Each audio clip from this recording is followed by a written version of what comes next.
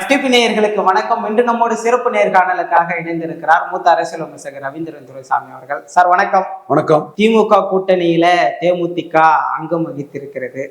மீண்டும் நீங்க சிக்ஸர் அடிச்சிட்டீங்க அப்படின்னு தான் நம்மளால பார்க்க முடியுது. அவங்க யாருக்கு நன்றி சொல்லணுமோ உங்களுடைய பேச்சு தொடர்ந்து திமுக கூட்டணிக்கு போறதுதான் நல்லதுன்னு சொல்லிட்டு வந்தீங்க.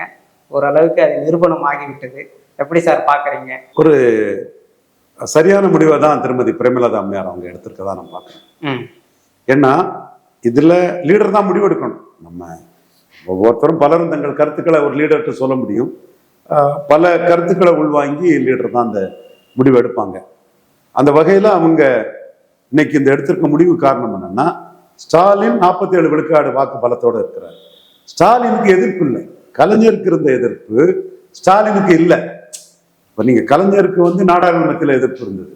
ஆனா இன்னைக்கு ஸ்டாலினுக்கு முதல் அரசியல் சட்ட திருத்தத்தின் மூலவரே காமராஜ் தான் ஸ்டாலின் சட்டசபையிலே பதிவு பண்றாரு. தேவேந்திர குல வேளாளர் வாக்குகளை கலைஞர் இலவச ஓட்டா பயன்படுத்தினார். இன்னைக்கு ஸ்டாலின் மற்றவங்க அதிருப்தி அடையாத வகையில இமானுவேல் சேகரனுக்கு பிறந்த நாள் நினைவிடம் அதெல்லாம் அவர் தெளிவா பண்றாரு. ஸோ கலைஞருக்கு இருந்த அந்த ஒரு எதிர்ப்பு இந்துக்கள் மத்தியில பிராமணர்கள் மத்தியில இருந்தது ஸ்டாலினுக்கு இல்லை. ஒரு கான்ஸ்டிடியூஷனல் லீடராட்டு கலைஞரும் ஜெயலலிதாவும் ஃபைட் பண்ணும்போது இந்த டைனமிக்ஸ் மாறி எடப்பாடியும் ஸ்டாலினை ஃபைட் பண்ணும்போது அந்த டைனமிக்ஸ் மாறிடுது. ஸ்டாலினுக்கு அக்செப்டன்ஸ் ஹெவியா இருக்குது. அதுக்கு தக்கன அவரும் ஒரு எம்ஜிஆர் பாணியில ஒரு அரசியலை பண்றாரு. அடுத்தால பெண்கள் மத்தியில ஸ்டாலினுக்குள்ள இது இப்படி எல்லாமே பெருகி போகும்போது இந்த 5000 ரூபாய் இது அப்போ திமுக அணியோட வெற்றி வாய்ப்பு அதிகம்னு சொல்லும் போது 47 பிளஸ் இவங்க 2.7 இன்னும் ஓபிஎஸும் கூட வருவார். அப்போ ஒரு 50 விழுக்காடு பலம் கொண்ட ஒரு அணியாட்டு திமுக அணி வந்துருது. ஸோ 50 விழுக்காடு பலம் கொண்ட ஒரு அணியில எந்த கட்சியும் வெளியே போகாம கட்சிக்குள்ள பிளவு இல்லைன்னா அதிகபட்சம் அவங்க இழக்கக்கூடிய வாக்கு ஒரு 5 விழுக்காடு வாக்கு தான் மேக்சிமம் இருக்கும். அப்ப 45 விழுக்காடு வாக்குக்கு மேல திமுக அணி வெற்றி பெறும் எடுத்துருவாங்க. இப்ப 45 விழுக்காடு வாக்குக்கு மேல 4 முனை போட்டியில எடுத்தா அது 200 சீட்டு வரை திமுக அணிக்கு கொண்டு வர்றதுக்கான சாத்தியக்கூறுகள் இருக்குது. அப்போ முதல் இடத்துக்கும் 2வது இடத்துக்குள்ள வித்தியாசம்ங்கிறது சீமானால குறைக்கப்பட்டுக்கிட்டே வருது. சீமான் அதுவும் பிரேமலதா அம்மையார் உணர்றாங்க. சீமானுக்கு அரசியல் கான்ட்ரவர்சி இருக்குது, பல தன்மைகள் இருக்குது. தேமுதிக அரசியலுக்கு மாறுபட்ட கருத்துல இருக்குது, மாறுபட்ட கோணத்துல இருக்குது. பட் அவங்க எம்ஜிஆரையும் ஜெயலலிதா விமர்சனம் பண்ணியே எடப்பாடியை பலகீனப்படுத்திட்டு வராங்க. எடப்பாடி தான் ஸ்டாலினுக்கு அடுத்தான 2வது பெரிய சக்தி. அவர் சீமானால பலகீனப்படுறார். இதுதான் உண்மை, இதுதான் மறுக்க முடியாத உண்மை. ரங்கராஜ் பாண்டே போன்றவர்னாலும் சரி, தங்கராஜின் ஒரு நண்பர்னாலும் சரி, கல்யாணராமன் ஜி என் சகோதரர்கள் தான், நண்பர்கள் தான், என் பாசத்துக்குரியவர்கள் தான், நம்ம ஆளுங்க தான் அவங்க எல்லாமே. பட் யதார்த்த உண்மையை மறந்து பேசக்கூடாது. ஒரு விழுக்காடு ஜெயலலிதா உயிரோடு இருக்கும்போது இருந்த சீமான் 8.22 வந்திருக்காருன்னா எடப்பாடியை பலகீனப்படுத்தி தான் வந்திருக்காரு. அப்ப மீண்டும் எடப்பாடியை சீமான் பலகீனப்படுத்துறதுக்கு 2026 வாய்ப்பு இருக்குது. வாய்ப்பு விக்கிரவாண்டியில ஈரோடு கிழக்குலையும் எடப்பாடி நிற்காதது. ஈரோடு கிழக்குல நின்னா சீமான் தன் பிரச்சார வலிமையால வளருவார், எடப்பாடி ஈர்ப்பு சக்தி ஏற்றி தேய்வார். இதை விலைக்கு சொல்ல முடியும் என்ன? இதுக்கே ஒரு 10-15 நிமிஷம் விலைக்கு சொல்ல முடியும். அப்ப இதை தவிர்க்கிறதுக்கு களத்தை விட்டு ஓடுறாரு எடப்பாடி பழனிசாமி. அப்ப பிரேமலதா அம்மையார் பார்ப்பாங்க, இது தென் மாவட்டங்கள்ல 10 தொகுதிகள்ல சீமான் எடுத்த வாக்கு 7 தொகுதியில நின்ன எடப்பாடியை விட 30,000 அதிகம். புதுச்சேரியில 4வது தள்ளிட்டாரு எடப்பாடி பழனிசாமிய, கன்னியாகுமரியில 4வது தள்ளிட்டாரு. ஜெயலலிதா உயிரோடு இருக்கும் போது நோட்டா கீழே போன விளவங்கோட்டில் முக்குவர், பரதவர், சாம்பவர், பரையர், செங்குந்தர் போன்ற எடப்பாடியால நான் பெனிஃபிஷரி காஸ்ட ஓட்டு எடுத்து சீமான் வளர்றாரு. இந்த வளர்ச்சி கூட மக்கள் திலகம் எம்ஜிஆரையும் புரட்சி தலைவி ஜெயலலிதாவையும் விமர்சிச்சு வளர்றாரு. அப்போ கண்டிப்பா எடப்பாடி பழனிசாமிய சீமான் பலகீனப்படுத்துவார். தமிழ் தேசியம் கோட்டை விட்டது. தமிழ் தேசியத்துக்கிட்ட இந்துத்துவா கோட்டை விட்டது. தமிழ் தேசியம் கோட்டை விடல, இந்துத்துவா கோட்டை விட்டது. எங்க ஆர்கே நகர்ல நோட்டாவு கீழே மாநில தலைவர் தமிழிசை அம்மையார் மேல உள்ள பொறாமையிலும் காழ்ப்புணர்ச்சியிலும் செயல்பட்டு இந்துத்துவா தமிழ் தேசியத்துக்கிட்ட கோட்டை விட்டது. அதுதான் தமிழ் தேசியத்தின் வளர்ச்சி.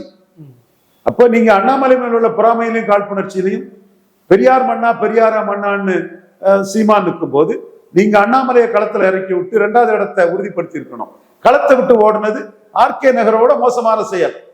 அப்போ அது என்டிஏ ஓட்டு சீமானுக்கு போற வாய்ப்பு இருக்குங்கிறத பிரேமலதா விஜயகாந்த் அம்மையார் உணர்வாங்க. அடுத்து விக்கிரவாண்டி களம், அங்க எடப்பாடிக்கு ஓட் டிரான்ஸ்பரிங் கெப்பாசிட்டி இல்லைங்கிறது தேர்தல் முடிவு தெளிவா நிரூபிச்சு. அப்ப 2019 தோல்வி, 24 தோல்வி, seat converting capacity, vote converting capacity இல்லாத எடப்பாடி பழனிசாமியை நம்பி எப்படி பிரேமலதா அம்மையார் கூட்டணி போக முடியும்? ஸ்டாலின் கொடுக்கிறது எம்பி போஸ்ட், எம்எல்ஏ போஸ்ட் 3 முறை நிரூபிச்சிட்டாரு. சோ எடப்பாடியிடம் வாங்குவது வெறும் சீட்டு, ஸ்டாலின் வாங்குறது வெறும் சீட் அல்ல, போஸ்ட். அந்த அடிப்படையில ஸ்டாலின் 3 முறை காங்கிரஸ் கொடுத்தது எம்பி போஸ்ட், பிசிகா கொடுத்தது எம்பி போஸ்ட், மதிமுக கொடுத்தது எம்பி போஸ்ட், கம்யூனிஸ்டுகள் கொடுத்தது எம்பி போஸ்ட் நிரூபிச்சிருக்கிறார். ஒரே ஒரு எம்பி சீட்டு தான் இவிகேஎஸ் இளங்கோவன் தப்பிச்சு, அது 6 ஜெயித்திருப்பார். சோ இந்த கட்டத்துக்குள்ள பலமான அணி, இவிகேஎஸ் இளங்கோவன் சொன்னார், பலமான அணியோடு 2.7 விழுக்காடு சேரும் போது மிக பலமான அணியா மாறுது. முதல் அணிக்கும் 2வது அணிக்கும் உள்ள டிஃபரன்ஸ் 15-20 விழுக்காடுன்னு வருது. இது திராவிட முன்னேற்ற கழக அணி 200 சீட்டு கொண்டு போறதுக்கு வாய்ப்புகளை கொடுக்கும். அதை தங்களுக்கு வெற்றி வாய்ப்பு எளிதாகும்னு போறாங்க. இன்னும் விஜய் ஃபேக்டர், அது மண்குதிரை தான் என்ன பொறுத்தளவுல. 234 போட்டுவிட மாட்டாரு, இன்எலிஜிபிள், இன்காம்பிட்டன்ட், மண்குதிரையா தான் இருப்பாரு. ஜனநாயகத்தை அடிச்சதை கூட மூச்சு விட முடியல. சிரிக்கிறாங்க ஹீரோயின்ஸ் எல்லாம், சிரிக்கிறாங்க மற்ற ஹீரோஸ் எல்லாம், சிரிக்கிறாங்க ஸ்டண்ட் நடிகர்கள் எல்லாம். என்னையா இவரு அரசியலுக்கு வந்தாரு, படத்தை ரிலீஸ் பண்ண முடியல, ஆடு திருடு போகல, ஆடு திருடு போன மாதிரி கண்ணு சுனாப்பானா காமெடி மாதிரி இருக்காருன்னு அவர் சொல்றாங்க. எனிவே அவர் களத்துக்குள்ள ஓரளவு எலிஜிபிளா வந்துட்டாருன்னா, அதுவும் எம்ஜிஆர் ஜெயலலிதா பேரை சொல்லி அவர் ஃபர்ஸ்ட் ரவுண்டு வீழ்த்துறது எடப்பாடி பழனிசாமியை தான். சோ எடப்பாடி பழனிசாமியோட பொருந்தா கூட்டணியில் அவருக்கு எமர்ஜென்சி பாதிக்கப்படும். எடப்பாடி பழனிசாமி சீமான் தொடர்ந்து பலகீனப்படுத்துவாரு. விஜயும் எம்ஜிஆர் ஜெயலலிதா பேரை சொல்லி எல்லாம் அதிமுக டிசிடன்ஸ், வாசவநல்லூர், மனோகரன், செங்கோட்டையன், ராஜலட்சுமி, ஸ்ரீதர், சுப்பிரமணியன், சத்யபாமா, அப்ப இவங்க எங்க இருந்து ஓட்டை எடுப்பாங்க? அதிமுக அந்த சர்க்கிள்ல தானே பழைய அதிமுக ஆட்கள் ஓட்டை தானே எடுப்பாங்க. அப்போ இவங்களும் பலகீனப்படுத்துறாங்க. அப்ப எடப்பாடி நம்பி எப்படிங்க ஜெயிக்க முடியும்? சோ அவங்க திமுக எடுத்தது நல்ல முடிவு, பாராட்டத்தக்க முடிவு. இப்ப நம்ம ரோல் என்னன்னா, நம்ம சீனிவாச ஐயங்கார் நாட்டுக்காக தியாகம் பண்ணவர், அவர் குடும்பத்துக்கும் நமக்கு மரியாதை உண்டு. தாஸ் ஐயா மிகப்பெரிய தியாகம், ஒரு தாழ்நிலை நாடா கொண்டனா அந்த தியாகத்தை நான் மதிச்சுதான் ஆகணும். அழகர் சாமி நாயுடு மதுரை மக்கள் தொண்டர், அவர் மகன் கேப்டன் விஜயகாந்த். இவங்களுக்கு எது நன்மையோ அதை சொல்றது என்னோட ஒரு வழக்கமா நான் பண்றேன். அந்த வகையில அவங்களுக்கு எதுங்கிற நன்மைங்கிறத நம்ம சொன்னோம், அவ்வளவுதான். அவங்க அந்த கருத்து சரின்னு பலரும் சொல்லும் போது என்டால்ஸ் பண்ணி எடுத்துக்கிட்டாங்க. வின் வின் வின் தான். தேமுதிகவுடைய வருகை திமுக கூட்டணி கட்சிகளுக்கு என்ன செய்தி சார் சொல்லுது? குறிப்பா காங்கிரஸ் கூட்டணி ஆட்சி அதிக சீட்டு எல்லாம் கேட்டாங்க, அவங்களுக்கு என்ன செய்தி சொல்றதா? காங்கிரஸ் ஸ்டாலின் கொடுக்குற சீட்டை வாங்கிட்டு போயிருவாங்க. ஸ்டாலினும் கண்ணியமா ஸ்டேட்டஸ் ஒண்ணு அந்த சீட்டை கொடுத்துருவார். அவரு சரி ஒரு இருக்கட்டும், அடிக்கணும்னா அடிக்கலாம், அடிக்காண்டாம், சேர்த்துக்கிட்டா உள்ள சீட்டை கொடுத்து சேர்த்துக்கலாங்கிற பாணியில கொடுத்துருவான்னு தான் நான் நினைக்கிறேன். 2011 இருந்து தேமுதிக அதிமுகவோட தான் அங்கம் வகித்து வந்தாங்க. இப்போ அந்த ஓட் கன்வர்ஷன் எந்த அளவுக்கு ஒர்க் ஆகும் அப்படின்ற ஒரு கேள்வி இப்போ எழுந்துட்டு இருக்கு. சோசியல் போலரைசேஷன் பெருசா வருதுங்க. எங்க என்னங்க ஓட் கன்வர்ஷன்? நாம் தமிழர் கீழே 4வது பேட்டிய என்ன ஓட் கன்வர்ஷன் பேசுறவன்லாம் எந்த ஊர்ல இருக்கிறான்? எப்பா கொளங்கோட்டில் யாருப்பா 3வது, யார் 4வது? புதுச்சேரியில யாருப்பா 3வது, யார் 4வது? கன்னியாகுமரியில யாருப்பா 3வது, யார் 4வது? என்னையா ஓட் கன்வர்ஷன் பேசிட்டு இருக்கிறீங்க? டைனமிக்ஸ் எல்லாம் மாறி போயிட்டுங்க. 2 ஜாதி கட்சியா போச்சு அதிமுக. 500 கோடி 600 கோடி நீ சம்பாதிச்சவனெல்லாம் மீண்டும் சம்பாதிக்க விடுறதுக்கா செங்குந்தரம் பரையர் ஓட்டு போடுறான். நான் கேட்டோம்ல ஆணித்தரமா, KP முனிசாமி ஐயா அவர்களே பெரியாருக்கு பாரதத்தான்னு சொல்லி செங்குந்தர் சமூக நீதியையும் பரையர் சமூக நீதியும் சூறையாட முடியாதுன்னு. ஏன்னா செங்குந்தர் பரையர் எல்லாம் ஏமாளியா ஓட்டு போடுவான்னு நினைக்கிறீங்களா? KP எம்ஜிஆர் சொல்லிட்டா போட்டுருவான்னு நினைக்கிறீங்களா? CV Shanmugam G, Edappadi Palaniswami G. So dynamics எல்லாம் மாறிட்டுங்க. சோ இங்க போலரைசேஷன் தான். விக்கிரவாண்டி போலரைசேஷனை பாத்தீங்களா? ஈரோடு கிழக்கு போலரைசேஷனை எங்க டீம் எடுத்து ஆல் இந்தியா பிஜேபிக்கு கொடுத்தோம். அதுதான் திருப்பு முனை. ஸ்டாலின் நுணுக்கமா அதை தெரிகிறாரு. இந்த போலரைசேஷன் பாயிண்ட்ல திமுக 50 விழுக்காடு வாக்குக்கு மேல வட தமிழகத்திலும் மேற்கு தமிழகத்திலும் ப்ரோ 1 இயர் ப்ரோ விழால கொண்டு பண்ணி நான் 1 இயர் நான் விழால கொண்டு கன்சால்டேட் பண்ணி 50 விழுக்காடுக்கு மேல வர முடியும். இதுதான் நிலைமை. எம்ஜிஆர் ஜெயலலிதான்னா சீமான் அடிக்கிறாரு எம்ஜிஆர் மலையாளி மேனே ஜாதிவாரி கணக்கெடுப்பு நடத்தாம பறையர் தேவேந்திரகுல வேளாளர் வண்ணார் நாவிதர் குயவர் முத்தரேர் யாதவர் செங்குந்தர் உடையார் போன்ற பல தமிழ் ஜாதிகளின் சமூக நீதி எழுச்சியை கெடுத்தார் எம்ஜிஆர் அடிச்சு அவர் 8.22 எடுத்து மேல் நோக்கிலாம் வளர்ந்துட்டு இருக்கிறாரு. எந்த ஊர்ல இருக்கிறீங்க? தேமுதிக திமுக எந்த இடத்துல இருக்கும் அப்படின்ற ஒரு கேள்வி இருக்கு. விசிகாக்கு நிகராதான் ஸ்டாலின் பாப்பாரா அப்படின்னும் இருக்கு. அது கத்திரிக்காய் மத்தனா சந்தைக்கு வந்துருப்போம் தெரியும் போது ஸ்டாலின் முடிவு எடுக்கும் போது தெரிஞ்சு போகும்.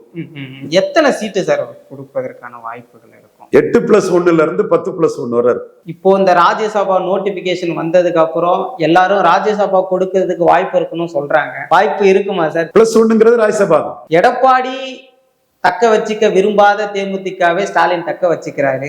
அது எந்த அளவுக்கு பலம் கொடுக்க போகுது? குறிப்பா நம்ம கடலூர், கள்ளக்குறிச்சி இந்த மாவட்டங்கள்ல இருக்கு. சேலம், தருமபுரி மாவட்டங்கள்ல தேமுதிகவோட ரோல் எந்த அளவுக்கு திமுகவுக்கு ஒர்க் ஆக போகுதுன்னு ஒரு கேள்வி. தமிழ்நாடு ஃபுல்லா ஒர்க் ஆகும் அப்படிங்க.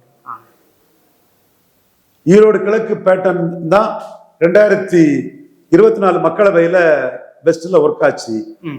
பாஜகவும் அதிமுகவும் சேரும்போது திமுக அணியில சேரும்போது அந்த பேட்டர்ன் போலரைசிங் பேட்டர்ன் வந்து பெரிய அளவு ஹெல்ப் பண்ணும். வட தமிழகத்திலும் போலரைஸ்ட் எலெக்ஷன் தான் நடக்கும். அதனாலதான் விஜய் கிட்டே சொன்னேன், சகாதேவ மாதிரி விக்கிரவாண்டி களத்துல இறங்குங்க. சீமான் பார்ச்சூன் ஃபேவர்ஸ் போல்டா இறங்கினாரு.